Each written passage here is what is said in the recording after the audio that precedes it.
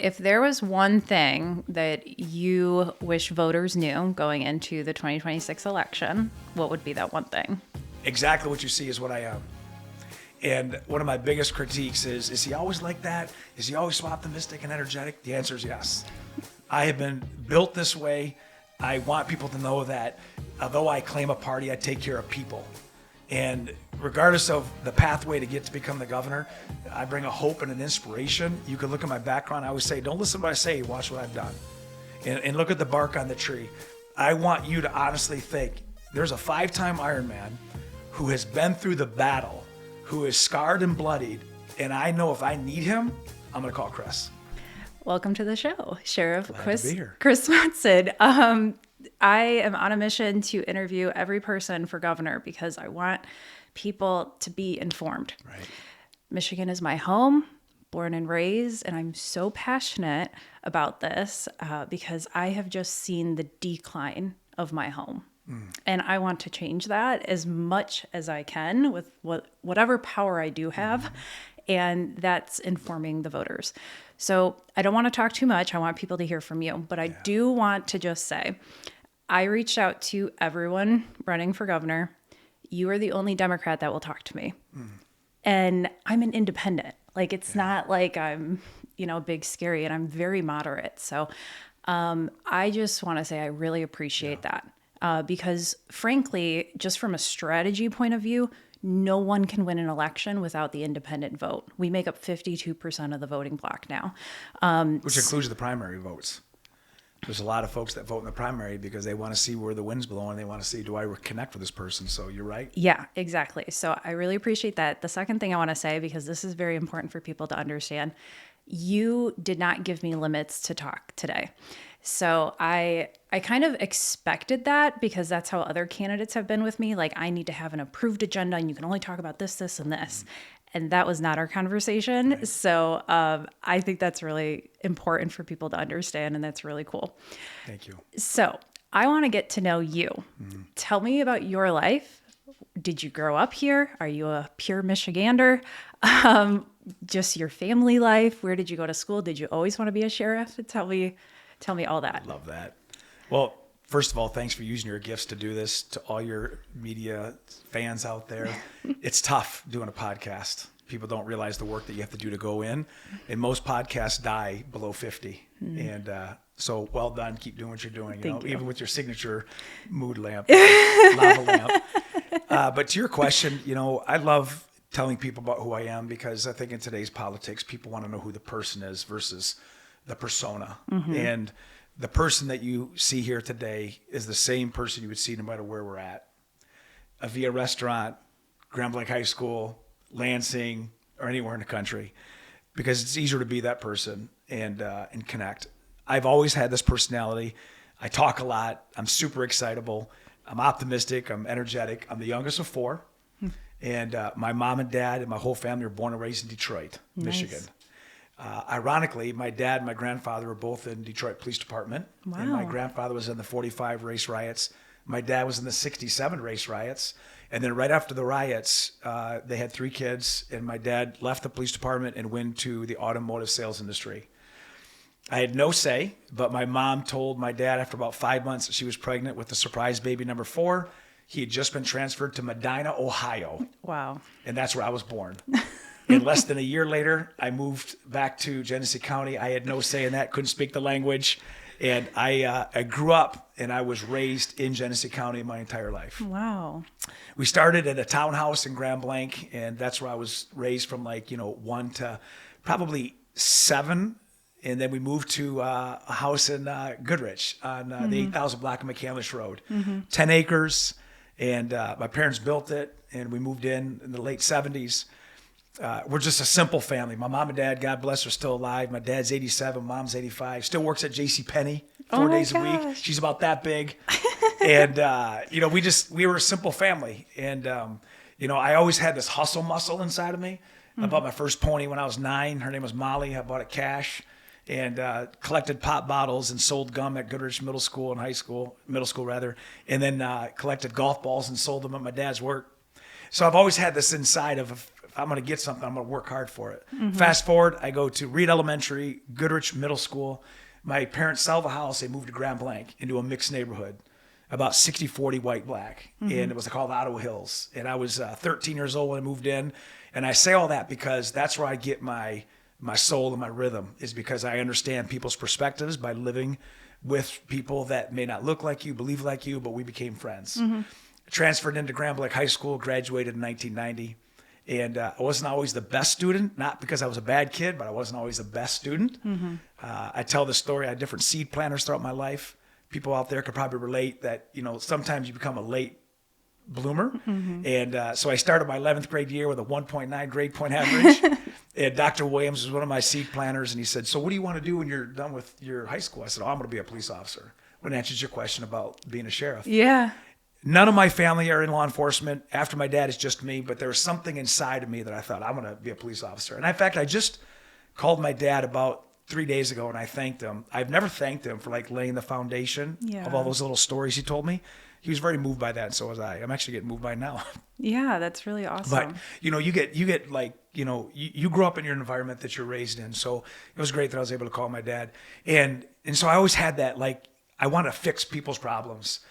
And because I was the youngest, I always had friends that were older than me. So I became very easily adaptable in older environments.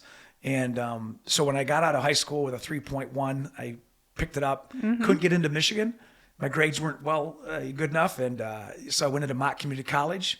Another little seed planter, Dr. Avon Burns. She's a little black lady, about that big too. She's been with me my whole life, still friends to this day. And she took this kid and she rattled me and said, you're going to go down this path. And she opened this up to the sheriff's office. Fast forward, I start at 18 as an intern. I saw my first violent death when I was on the road with a deputy. And a guy shot himself when his wife went to Burger King. And it rattled me. And it rattled me. I'm like, they did not teach this. He was still alive when she came in and called 911. It was wild. That prompted me to go to EMT school when I was 18. I got out of EMT school. Went to paramedic school, graduated as a medic when I was 20. I'm still a licensed medic to this day. Nice. Got out of my 2-year program, hired in the sheriff's office in 1993. Met my wife in jail. She was a social worker. That's always a good story. Jamie and I have been married for 31 years, which is one of the reasons I said I had a pretty cool Holly story, because year 25 was at the Holly Hotel. Aw. Yeah. And fast forward, Jamie and I, obviously got married 1994, got into my undergrad program. I was already on a drug team, paid for by the Clinton crime bill, went into my master's program at Michigan. And at the same time that's happening, I got offered a position in the public health administration. So in 4 months before I even graduated with my master's, they hired me as adjunct faculty at Michigan. And I've been on staff for 27 years there. Wow. In public health. And so that's all happening at the same time I get out of my master's degree, and we'll talk about Ignite, because that was a seed that was planted in my thesis of what really does reduce crime. So fast forward, through the sheriff's office, there's been 40 sheriffs. I'm number 40. I'm the only sheriff since 1836 to come from the ranks as deputy to sheriff. Wow. And it's a 4-year term. And my boys, I have 2 of them. They're both married. My boys are best friends, and they married best friends. And so my oldest is in dental school down in Florida, married to a nurse. My youngest is here in town. He just got married 6 months ago.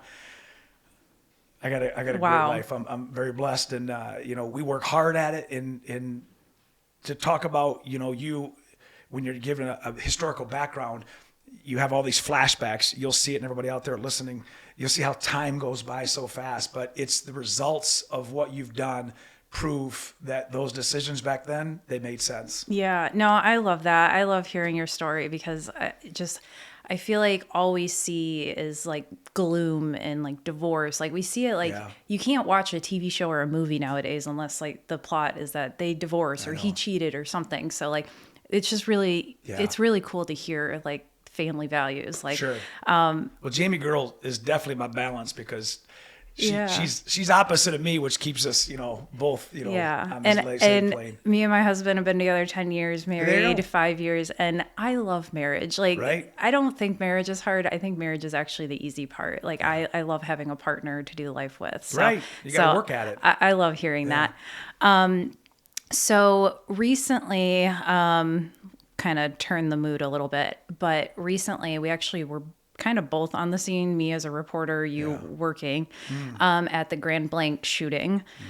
So that really shook our community and honestly the world. I was actually, since I was the first one on the scene reporting, I was getting messages from people like everywhere, like in France and everything, to try to find out what was going on. So that was traumatic for me. And talking with other How soon after the shooting did you personally get there? So I saw my local fire department leaving. Okay, you were there quick. Oh, very fast, because I actually started a local newspaper too. So I'm doing like many things. So I report on national news and I report locally. Yeah. So I saw my fire department leaving town, and I was so happy to be going that way anyway. And then I see them leaving Holly, and I'm like, if they're going for mutual aid, there's a problem. That's right. And so we're getting closer and closer, and I'm telling my husband, I'm like, what is right there? Like, I see it's beautiful blue sky, and then all of a sudden there's a huge dark cloud in front of us. I'm like, what is going on? And since I know the area, I was able to park somewhere where I could walk over. And I just come up, and people are like, shots. I'm like, what? Yeah. And I thought I was going to the scene of a fire. And that just blew my world. And then speaking of starting a newspaper, I was delivering newspapers. And one of the ladies that I'm pretty close to in town, I deliver one to her, and she's like, I was in the church that day. And I was like, holy crap. Like, I mean, it was so surreal. Yeah. It was insane. And you and all the other first responders, you did not hesitate. Right. You just threw yourselves in there. And I mean, I saw firefighters trying to get the cars out of the lot. And people were worried about going over the curb, that it was going to hurt their car. And they're trying to get water to the scene. Like, fuck your car and leave so they can save some lives. So then later in the day, I go on social media. I mean, like, yes, I posted updates and stuff, but I didn't actually see what other people were saying. And people were so quick to say, oh, well, it's close to Dearborn. Like, what are you guys talking about? They're trying to make this like a racial thing, a religious thing, like whatever.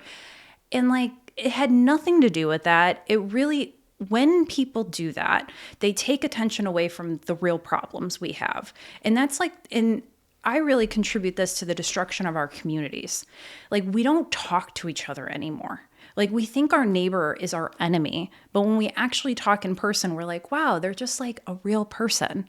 And I know like a lot of criticism you get is that like wherever there's a camera, there's a Swanson, and just talking to your staff for 10 minutes, I was like, wow, there's a person here. Like, I want to get to know the person, not just like you see a minute clip and you think you know someone's life. And again, I don't want to drag this on too long, but this is important because we also saw in Traverse City not that long ago, there was a stabbing. And people online immediately said, oh, he's probably an illegal immigrant. Well, it turns out he's a white dude, and he's actually from Michigan. He's legal, and he shouldn't have been let go because he had really severe mental health problems. So now everyone is distracted about this illegal alien talk, that we're distracted from the real issue, which this is not a partisan issue. Like, we all know that mental health, it's a people issue. Yeah, it's really bad. And so I want to focus on the things that like will actually move us forward. And so I don't know, any thoughts about that? I know that was a lot I just unloaded on you, but like, I just, any plans on like how we can mend our communities, like we can get people talking to each other, I don't know. It's called unity. Yeah. If I can take a bit of time to share behind the scenes of what happened on that day, the 28th of September. You were there on one end, I was there on another end, but I'm going to share something that will be inspirational to your viewers and listeners, because I saw unity happen that day, and every day that happened since then. When that, like you said, distraction was happening, there were people doing the work. And this is the work that was done. Number one, the true heroes of that day were those inside the church. The gentleman that I dragged out that was already dead, Mr. Howard, defended at 70 plus years old his congregates, and it cost him his life. I went to his funeral. That is the hero. Yeah. Those people who worshiped regardless how anybody listening now worships. They went there to worship on a Sunday, and they wanted to worship in peace. Never did they think that there would be a lone wolf that was prowling, that would attack. But those soccer moms, those retiree ladies, the grandparents, the congregants, as soon as the truck hit the front wall, they knew this was not an accident. There was an intuition. Mm-hmm. And then when the shooter got out and went to the doors to get in, there were ceremonial doors that were locked because the church entrance that everybody uses is in the back of the church, which is on the north side. While this is all happening and 911's being called, that's when the first officer happened to be just over a minute out, a DNR officer, which is a natural resource, a conservation officer, just happened to be in the area. And then you had a Grand Blanc Township officer that showed up. And then when these things happen in a mass shooting, the seconds play out like hours, but they go by rapid fast. And so you have all these individuals that are trying to run, flee, fight, or hide, because that's what we teach. The problem with this, with the hiding, what these kids are taught, we don't count on fire. So without getting into the details of the investigation, clearly the shooter was prepared to not only shoot with high-powered weapons, but also to light it on fire, which he did, which is what you saw. And this is a church that was built probably in the early 80s. And it had, a single story, a huge steeple. And as soon as he lit the fire in the sanctuary, it spread into the rafters and shot across the whole church. All that is happening. Within a few minutes, the shooter runs out the back. He'd already shot 8 people serious, 1 critical, 4 dead. But the other 2 inside were trapped. So the shooter had already had a kill count of 4 at that point. But as he was running out, that's when he was confronted by law enforcement and he was killed. But that just stopped that threat. I, on the other hand, was getting ready to go to church myself. And it was right before 11 o'clock. I got a call on my phone. It was one of my lieutenants. And it said, "Sheriff, did you hear what's happening in Grand Blanc?" I said, "I'm about to." He goes, "It's an active shooter. It's the Mormon church on McCanish Road." Now, I told you about my background. The church that was assaulted, that was on the 4,000-ish block of McCanish Road. I grew up in Goodrich on the 8,000 block. So I know, just like you, where that church is. And I know just west of that is the Jehovah's Witness Church. Just east of that is the Gloria Dei Lutheran Church. So I'm out of the house in 6 minutes. I'm on scene in 16 minutes. And I see ambulances going. At that point, the radio traffic is possible second shooter because there's popping inside. And you just don't know. It's just organized chaos. When I show up, this is a story, and it's a compelling story that I'll show you the video off camera, but it's been public, but just for the sake of this, you can fit it in if you want. I get out of my car, I throw my trauma kit on, because in those kinds of mass shootings, without knowing how many victims, you need chest seals, you need tourniquets, and you need trauma dressings. As a medic, that's a trauma kit, different than a first aid kit. So I had a pack on, I could treat 40 people just like that. Everybody's just coming from everywhere. And as I was walking up, there's a guy that was standing on the grassy median right there, right by the church, and he had soot around his mouth, and he had this disheveled look on him. And so put yourself in this position. And as I'm walking up, he looks at me and goes, "Sheriff, I can't find my son." I say that because as I'm walking up thinking, what am I going into? Boom, I was distracted by literally a dad who I could not help. Because I don't know anything. I don't know if he's alive, he's dead. I said, "Sir, we're going to find your son." I kept going, and I'm walking over fire hoses, and you go to the scene, and, for those that are listening, not everybody has a full-time fire department. Holly has volunteer firefighters, right? Well, it's part-time. Part-time. But these are probably people who have other jobs. They're in their 30s, 40s, and 50s. You had firefighters from all agencies on their hands and knees, crawling through that church, every nook and cranny, trying to find people. We could hear people screaming inside, but you can't get to them. Law enforcement can't. The fire is. So as we continue to go on, we have a whole pavilion in the back where they're starting to, unify and join together, the congregation, the family. They're just in complete panic. We take over the Trillium, which is the NCG theater, to become our family unification. The Jehovah's Church just west said, "You can use our entire campus. We're out of here." And we had it for almost a week. Wow. I'm going to plant these seeds because this is what you're talking about. During this divisive world that we're in, the good of people shine when there's tragedy. Yeah. And so this whole thing is happening, and obviously we're securing the scene, and we get the fire. It's out of control. The whole building burns. Now the FBI comes in, the ATF, myself, Grand Blanc Township. We're doing what's called unified command because we still have victims unaccounted for. We have an active shooter that was still in the parking lot, dead. You got to put this all together. Clearly, it's a church, so now it becomes, believe it or not, a civil rights violation.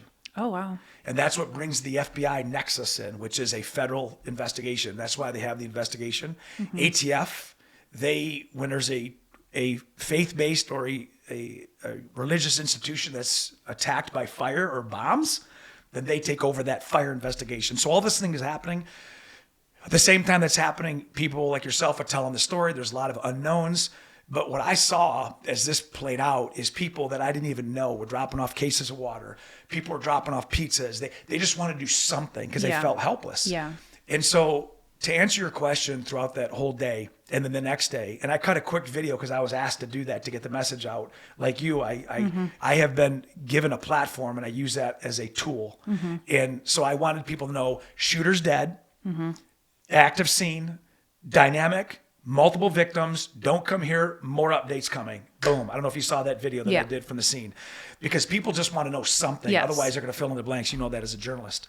And what I found is the more you do and the more you update, the more it settles people. Fast forward for the sake of time, the scene was secure. The next day, we started putting pieces together.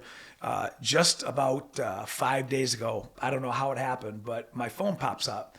And it's a message, and it says, Sheriff Swanson, I saw a story that you did, and I want you to know that I'm the dad that you talked to. Aww. And I found my son and my daughter, and we were unified. They have 5 kids. His name is Brigger Frampton, and he's a resident at Genesee, and he serves our country in the National Guard. That's awesome. So these are the things that are happening. You saw everybody come together, even when we did our faith-based tactical briefing. I was going to ask you, because I know you got faith leaders together. So, and this is the stuff that I really want to highlight because there is good in our community. It's just so many times, like, whether it's clickbait or whatever the media wants to focus on, it's all the negative stuff.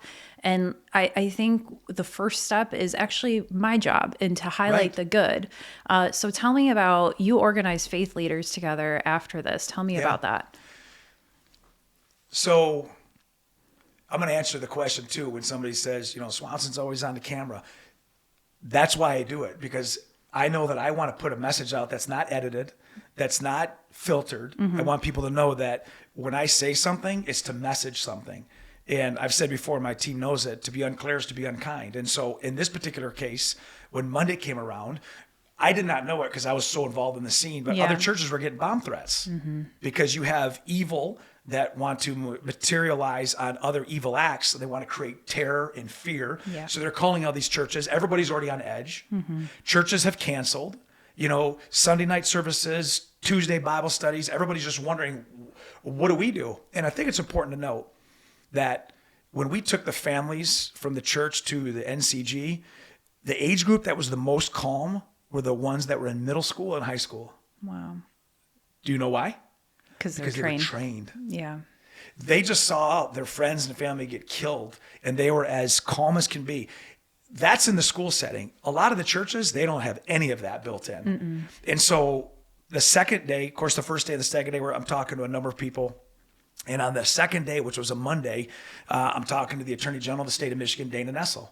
And we were talking about, obviously, state issues and all these different things. And she said, I told her, I said, we have a lot of churches are asking what's next and on the legal side. And she goes, I would be willing to come up and share the legalities of what any faith-based group has or does not have for them to protect. And I said, how about we do something and we do a tactical briefing? And she goes, I'll do the legal part. She's the top legal mind of the state.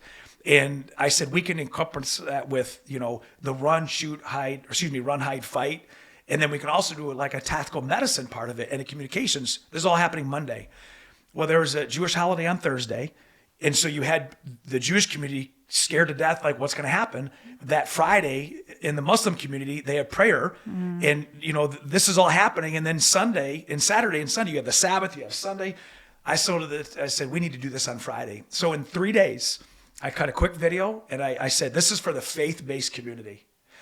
Doesn't matter your theology, your doctrine, I don't care. If you have people come into your facility, a mosque, a temple, a synagogue, or a church, we want to give you the basic, this is what you need to have in play to keep your flock safe.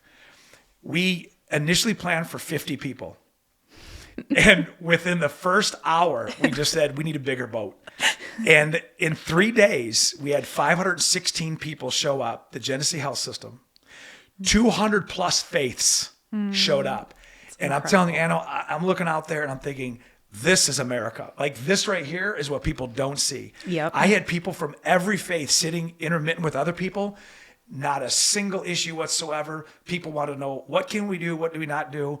How do we keep our people safe? They were there for the same reason. So my internal drive is I believe in unity. I've seen it during riots, during water crisis, during COVID. I've seen it during violent acts, death scenes. It's possible. And that's the message that I bring. I love it. I love it. And so in your people skills is just amazing. And the big reason why we connected is because I went and talked to the nurses that are on strike. And I heard that you've been talking to the nurses that have been on strike. And again, this is like so good just to talk to people because if this journalism thing doesn't work out, you'd be a great cop. I just want you to know you're hired. You go right to the detective bureau. That's so funny. That's actually the first job I wanted to do, but I took a criminal justice class and I got like too upset about things. I was like, I probably can't get the emotion out. So, but it's all good. But I'm older now, so it's probably toned down a bit. But so I'm like, man, we just need to talk to people. So I'm like, okay, at this point, I think they were out there for 3 weeks when I went and talked to them. And I'm like, just tell me what's going on. And they get all the time, like, oh, you don't need more money. Just get back to work. Yeah. And it takes 30 seconds to talk to them to find out they're not asking for more money. That's right. They are asking to protect their patients. That's right. That's it.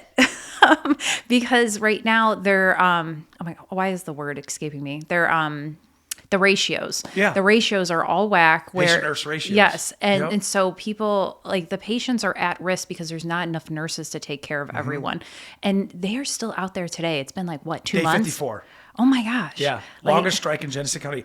Day 44, they surpassed the Flint sit-downer strike in 1936-37. Wow. You know? It's incredible. So what do you have to say? Like, why are Did they bring up that you said they brought up when I was there?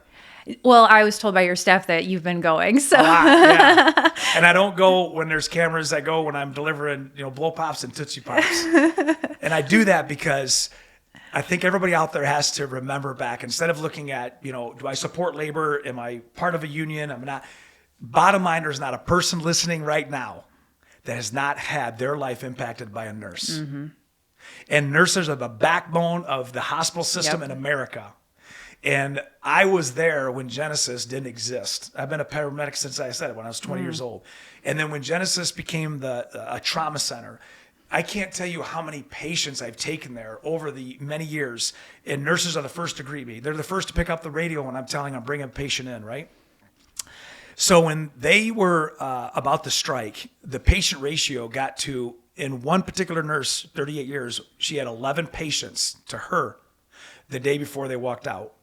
Another nurse said the most I've had, and it was unbelievable, was 13 to 1. Wow. Now, this is where it applies to all of us, okay? Because you may not be on the Teamster side, the nurse side, but what if you or your loved one are a patient? Exactly. And systems and policies are made where they don't bring in backup staff to treat your mom, your dad, your brother, your sister, your child, because they have 13 or 11 patients. That, what you said is exactly it. Yes, they want their contract honored. I think everybody can agree to that. Be fair. And everybody wants their work to be, edified and certainly awarded the due financial backing of what it is. They go to school, they work 24/7. But you are so right that there was a 93% vote of the nurses, over 800 nurses, to leave their job for $1,000 a week and no health care.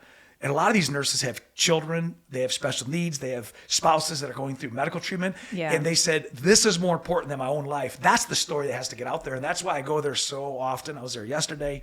And I think when you see people on strike, it's not just about that labor group or that organization. It's about America. It's about people standing up and saying, time out. We want dignity. We want to work for you. These are service-minded. You don't see business owners striking. Where do we see people strike and say, time out? It's the working class, the ones that we use every single day. They're going to get their contract. The patient ratios will come down. I believe it, but it's going to take a minute. Yeah. And sometimes you have to just give a pound of your flesh for the people that you serve, and that's what those nurses are doing. I encourage anybody to go there and just like you did, talk to one of those nurses. These are people that want to get back to work. They were actually offering to go back in during the shooting. Yes. And they were denied. Yep, they were denied. A lot of people say it's like contractual stuff or, like they're not insured. But if you accept them, I don't know. I don't know all the details of that, but I can tell you that no contract, no insurance should supersede patient life when you have an active shooter. That'd have been the day that everybody just said, all right, we're going to lay our sabers down. You come and flow. We didn't know how many patients there were. We didn't know what kind of treatment. We had to take patients to McLaren, take people to Hurley Hospital. Anyhow. Yeah. And I'm very critical of the medical system in general, but I love my nurses. Like they're the ones running the show, just like you outlined. So, like I said, we just got to talk to people and find out what we're doing. And they're strong because it's getting cold. Yes. It is getting cold right now and they're still out there. Even at night. Yeah. The third shift nurses are out there at 36 degrees and they're in it to win it. It's crazy. One day longer, one day stronger. It's awesome. Now I want to shift to talking about your Ignite program because I did not know about this. So tell me everything in a short amount of time because I want to get to other stuff too. Yeah. But I want everybody to know out there that when you hear the word Ignite, inmate growth naturally and intensely through education, remember where you heard it on this podcast because it will and it has changed this country. And Ignite came from that seed that was planted back in 1998 that I told you when we were doing the introduction. Dr. Ellis Perlman, he's dead now, was the seed planter that said to go get your master's degree. And that degree that I got specifically answered the question, what reduces crime? And coming off a drug team with all of that federal fund, it wasn't more cops, harsher sentences, more arrests. It was hope, value, education, and job placement.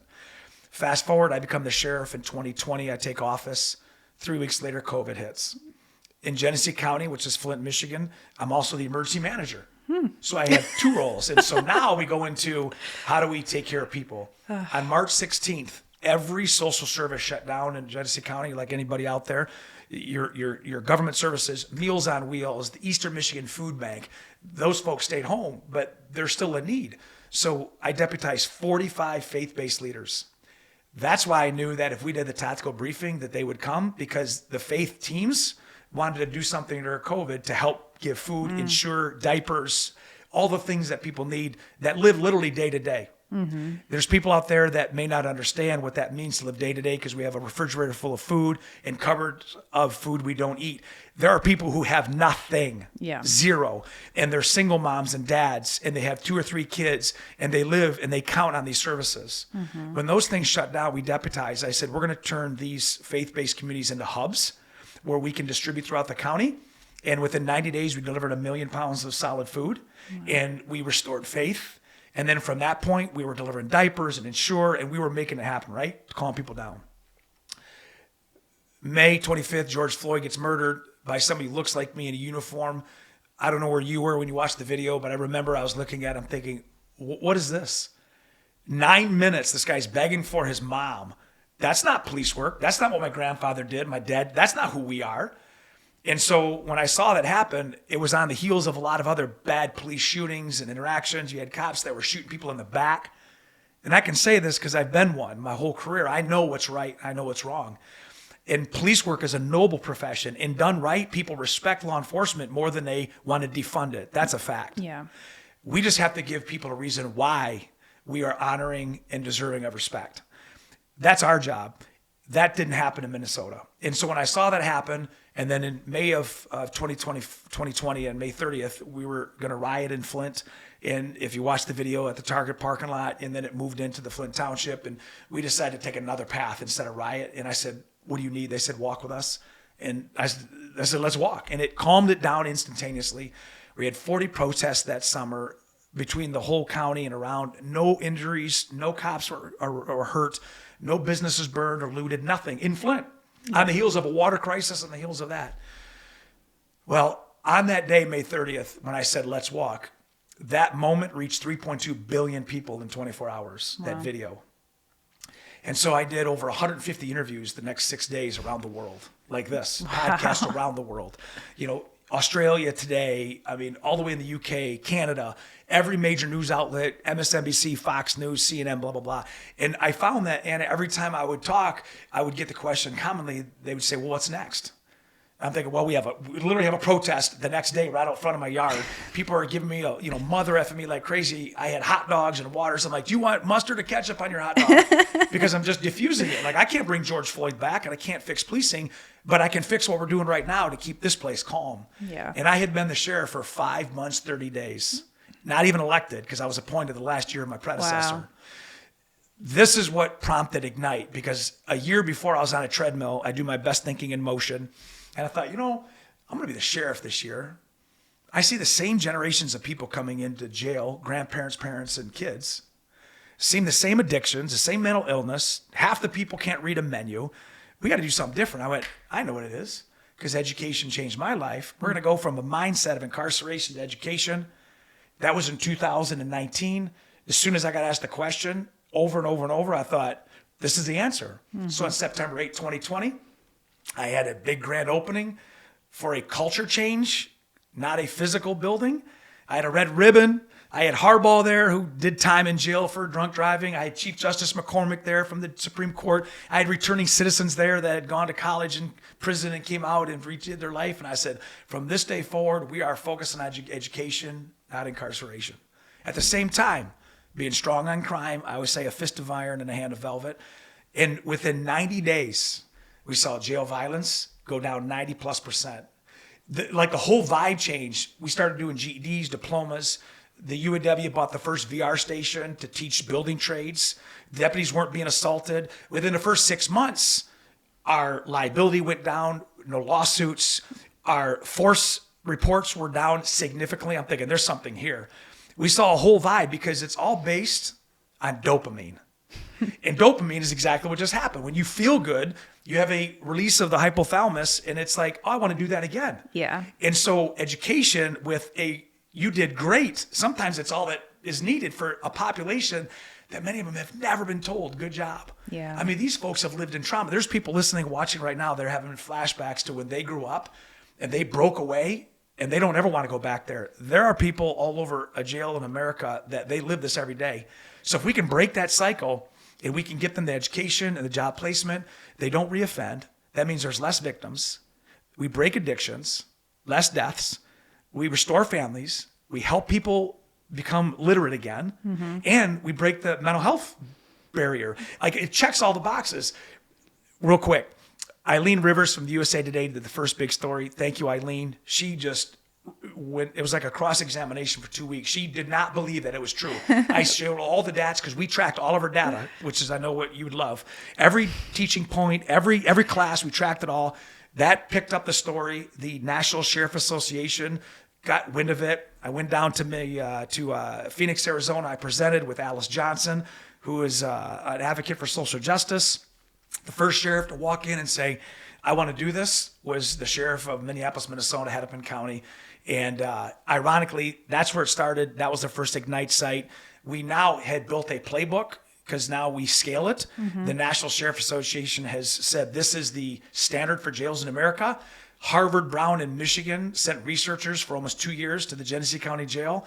They issued a report. We'll forward that report to you. You can look it up online. Reduces recidivism by 23%, which there's not a jail crime program that I've ever been involved with that reduces crime in a community by almost a quarter, especially Flint. Mm-hmm. On top of that, jail violence down significantly. It saves $7,200 per inmate.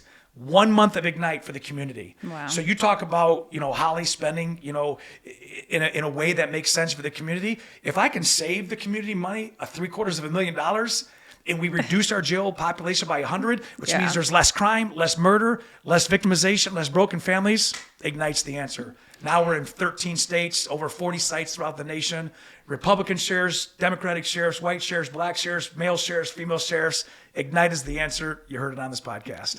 Well, I love it. I like that this is solution focused Yes. because we're not just talking about like, okay, like crime's crazy. That sucks. Like, like Yeah, we what does need that to solve? we actually need to do something. And, with all of the school shootings and mass shootings that happen, all of the fighting gets us nowhere. That's right. Like, yes, there's gun control and then there's thoughts and prayers on the other side. And honestly, both sides are not doing anything. Like, we need to actually do something to try to prevent the next one from happening. And so that's why I'm like, if we just focus on the things that we can agree on, like mental health and like your Ignite program, like, I don't think exactly like you said, like Republicans, Democrats, everyone Right. is for this. So let's like work on those things that we can all agree on. I will say when we market what we do, because right out of the gate, I started showing signs of success. Leon Mize was the first one that we graduated from our Into Work Kitchen program. Been in and out of prison for 30 years. Graduated with a federal certificate to go to any restaurant in the country, right? And so when we celebrated that first commencement, we did that to show that it's possible. And every time I did it, and even now, I always say, somebody incarcerated may not be a big deal to you until it's your kid. Mm-hmm. And I'm not signing letters for judges. I'm not advocating. There's victims that are on top of these cases. But while you're in jail, when 9 out of 10 people in jails in America go back to the street, your neighborhoods, how do you want us to return their neighbor? Worse than when they left or better so they never repeat offend? Yeah. Only 10% go to prison.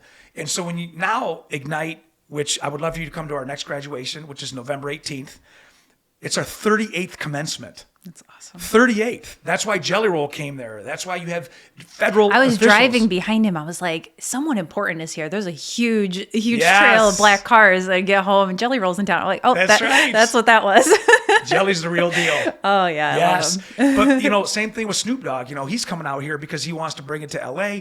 It's those influencers, just like you said on your podcast, is we become a force multiplier by doing good. Mm-hmm. But it's the stories that you have to keep putting out there. Let the fringes talk. I'm interested in going this way. Yeah. Yeah. I love that. Focus on that. Now, my audience is primarily independent. They will rip me a new one if I don't ask this question. So we're very big into medical freedom. And this is actually why I became an independent, because during COVID, the right is saying my body, my choice. And then 2 years later, Roe v. Wade happens, and then Democrats are saying my body, my choice. And I'm like, okay, but it's hypocritical because they're kind of using it when it's convenient for their narrative. And like, I'm my body, my choice across the board. So I don't want vaccine mandates. I don't want to be told what I need to do. Like, that conversation needs to happen between me and my doctor. I think there's definitely, most people agree with like a reasonable, limit on abortion. But abortion is like one thing out of so many things when it comes to our healthcare. So I really don't like to focus on that. And in Michigan, it's in our Constitution that you can get an abortion. So it's really not even worth like dwelling on that. But a lot of people are concerned, like there is a rise in people asking about what freedom do we have when it comes to vaccines? What do you think about that? Like, does that medical freedom extend to vaccines too?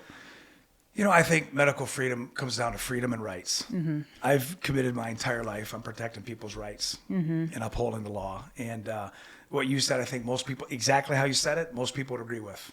Yeah. Is those are the decisions that are made, not when there's a House member sitting in that doctor's office, but how do we help go back and fix the person going through this crisis? Mm-hmm. How do you do things? Whenever you go about guns, when you talk about mandates or bans, those are words that everybody, yes. Like, wait a second, we live in a country where I want my freedoms and rights protected. Mm-hmm. And so to all your listeners and viewers right now, I think people can relate to that. I can, especially when it comes to those rights that are protected in the Constitution. And it's beyond. I mean, it's prenatal care, it's postpartum care, it's surrogacy, it's infertility. Yes. But on top of that, it goes back to all medical conditions, all medical treatments. People want to make their own decision when it comes to their own life, and they want to do it with their own people. Mm-hmm. And I think that's the answer that people can agree with. Yeah. I mean, even think about like smoking. Okay. It's not illegal, to have a cigarette.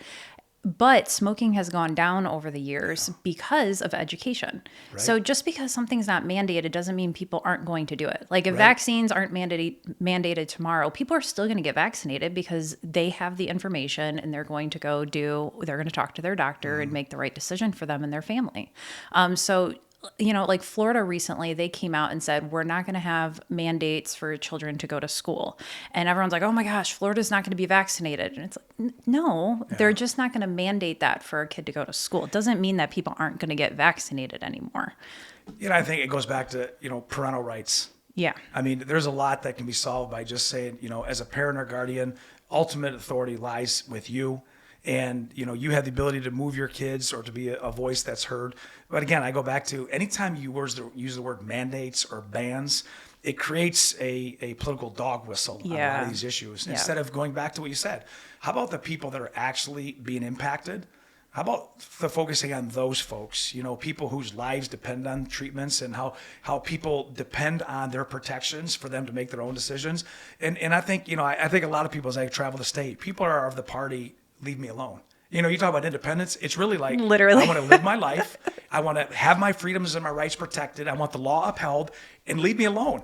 Yep. That's what I see across the board. And that's what you're saying is that, we get a lot of people who want to make an issue out of something that ultimately doesn't impact you. Mm-hmm. So just give people the ability to make their decisions based on their circumstances and support them along the way. Love it. Love it. Yeah, I say that all the time. I'm like, most people just want the government to leave them alone. Yeah. So I heard that you are into FOIA a little bit. You've been talking a little bit about it. I talk a lot about it. Freedom of Information Act, transparency in government, openness in government. It's kind of a wild concept. Yeah. So what are your thoughts on just transparency in our government, openness? Michigan is only one of 2 states where the governor's office cannot be FOIA'd. So I am asking every candidate, would you sign a bill to change that? Yeah. I live in a world that my whole life has been on public blast. Mm-hmm. My poor wife has gone through so much. She's not protected. She didn't sign up for what I'm going through. And it's not just me run for governor. Is Jamie Girl, that's my nickname for her, did not put herself in the public eye, but we did this together. Mm-hmm. And when you're in the public eye, you give up privacy. You give up things that would protect. When you're in a government position, even though I'm a constituent, I'm a government official. So unless it has a protection that's needed for the safety of others, when you have nothing to hide, you have nothing to fear. I have been a FOIA magnet with people wanting to know what. And people, again, like many times, they can use things as a weapon or they can use them as a tool. FOIA should be used as a tool. I've never supported people trying to use FOIA to try to attack somebody. It's just bad intentions, but FOIA nonetheless. But when you have FOIA exemptions that keep from being transparent, not just protection, that's the problem. Is people have lost faith and trust in government.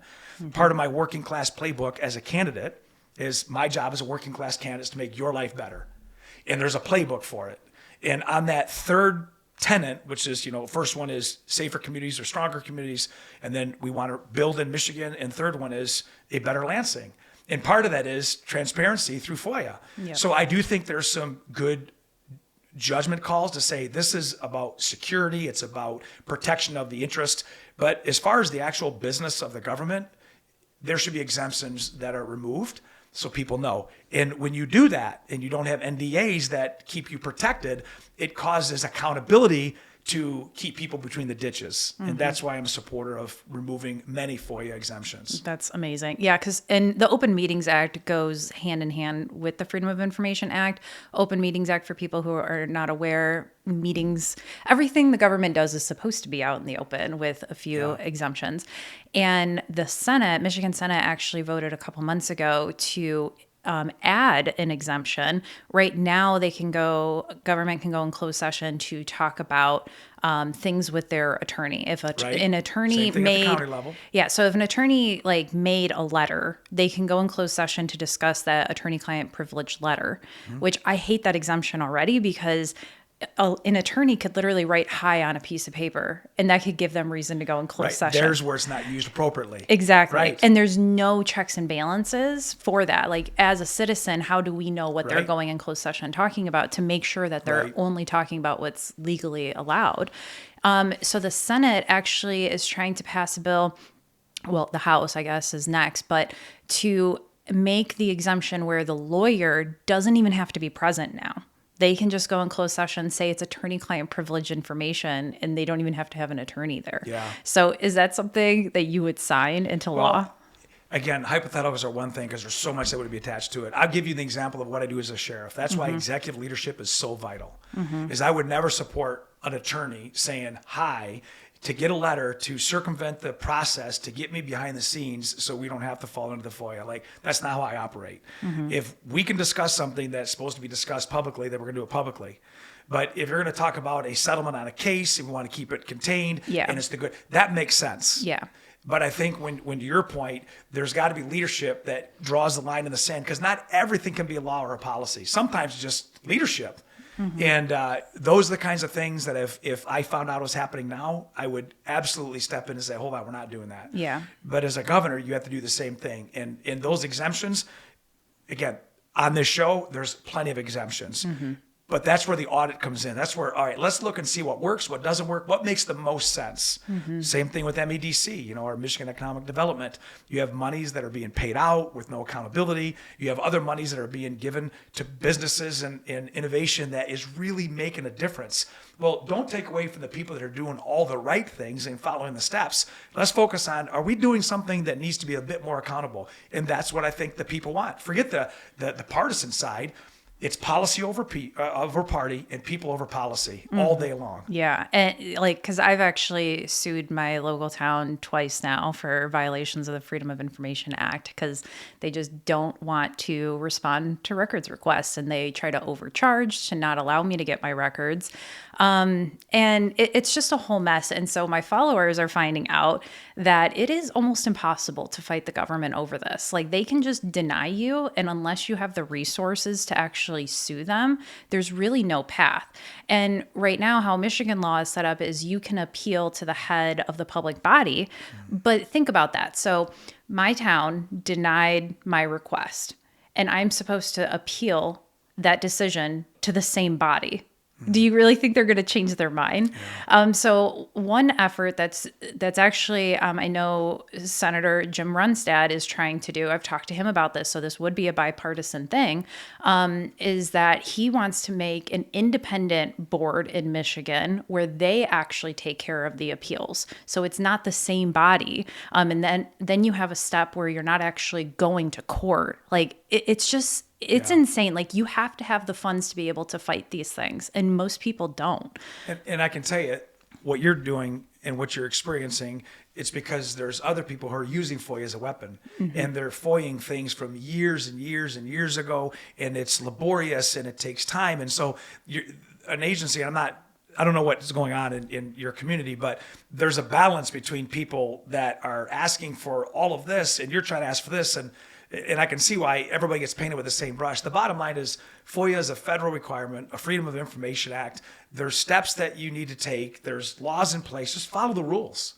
If you don't have the record, you don't have to create it for FOIA. FOIA is just about records. Yeah. But I think it's a lot of times where people don't want to talk to the media because they're freaked out about what the media is going to say.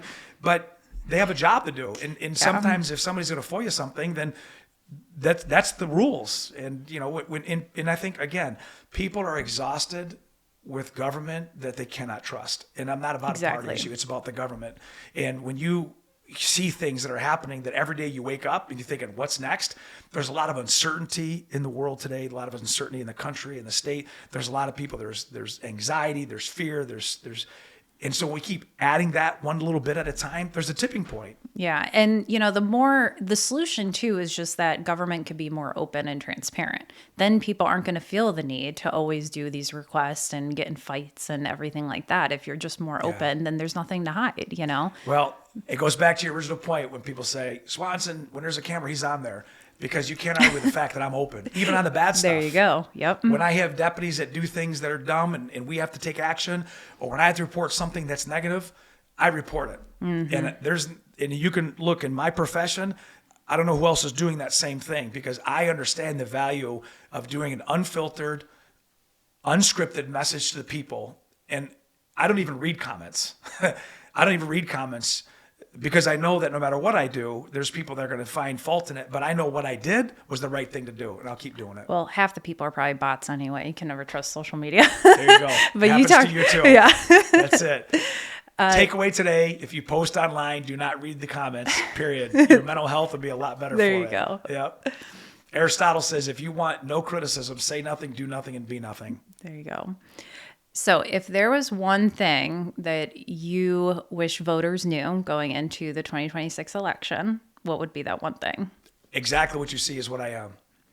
And one of my biggest critiques is he always like that? Is he always so optimistic and energetic? The answer is yes.